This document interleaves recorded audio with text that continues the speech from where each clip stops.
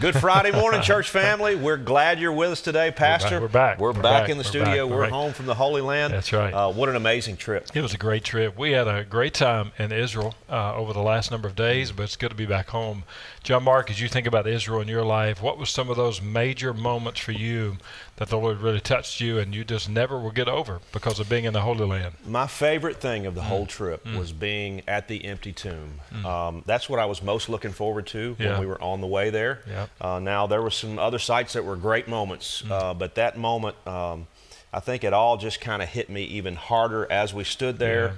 And as we just reflected on the empty tomb, it's the foundation of our faith. It is. You know, the death, burial, and then ultimately the resurrection is why we have everlasting life. So that impacted me, I think, the most. But there's so many highlights of that trip. Like Ted Reese said last night, highlight reel. I mean, I can think through the days, and it's like a highlight reel. But that was the big moment for me. Yeah, and church family and those who watch us literally from around the world, let's celebrate on this Friday morning. The tomb is empty, and Jesus is alive, so that is something to celebrate. Hey, this weekend coming up in worship, you're going to be able to see a sermon online that we did from the Holy Land. And we're some music from the chapel at Magdala, and the sermon is going to be on a boat on the Sea of Galilee. Is this a holy ground moment? And so that's going to be a special, but also in person this week. We're going to resume our Nuts and Bolts series, and the sermon this week is After Salvation, Then What? So we hope you'll join us this Sunday in person and online. Invite others to join you in person. Invite others to connect with us online. It'll be wonderful. But connect groups, we always focus on them because it's about life, sharing life together. That's right. We start out Sunday morning at 9 a.m. with our Connect Hour. So if you've not been connected to a small group Bible study, those are for all ages, from preschool all the way to adults. Get here just a little bit early. Go to the Connect Center. They'll get you to the right spot.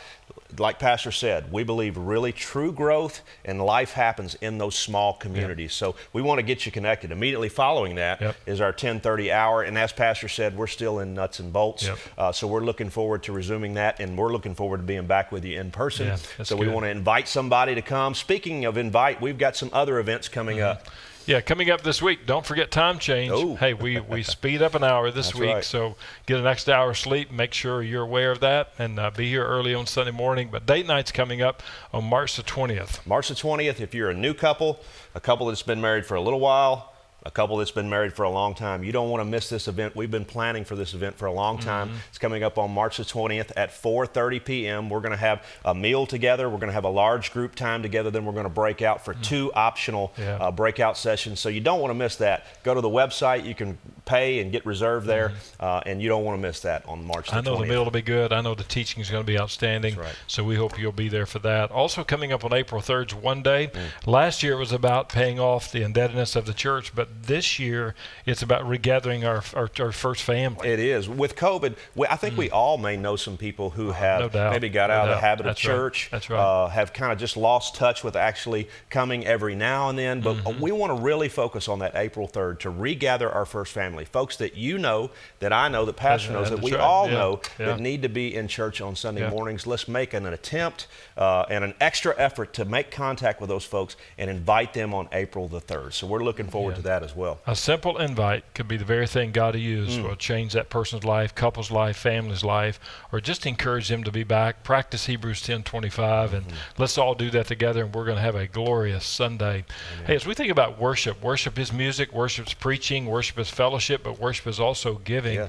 And so we want to thank you for your faithfulness in giving week in and week out. Again, it helps us do what we do in Clarksville, but also around the world. And we want to challenge you also to give to the Annie Armstrong offering, supporting missionaries in North America, church planners, church replanners, folks who are revitalizing churches.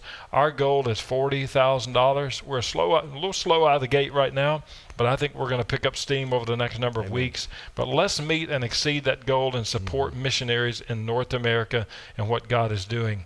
John Mark, as we think about on this Friday, back to the Holy Land again, I know we're going to do a song about Amazing Grace, My Chains Are Gone. And it was done in the chapel at Magdala, the place where Mary Magdalene was from.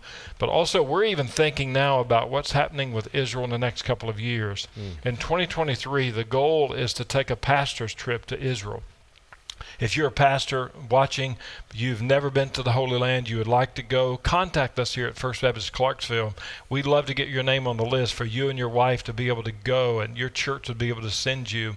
And that's going to be in 2023. But for our church family, we're looking to another trip in 2024, and that you can contact the church office again and get on an interest list for that. We're making plans for both of those, and we would love for you to be a part of those. But when I think about this song, Amazing Grace, My Chains Are Gone, in the chapel at Magdala, what a great morning of worship that was for us. It was unbelievable. That chapel has unreal acoustics in there. And as I think about Mary Magdalene being set free, and me being set free, I just can't help but want to sing this song over and over and over in that location. So sing with us, church. Turn your hearts and minds to Jesus. Let's celebrate our freedom in Christ, and let's sing together, and we will see you Sunday.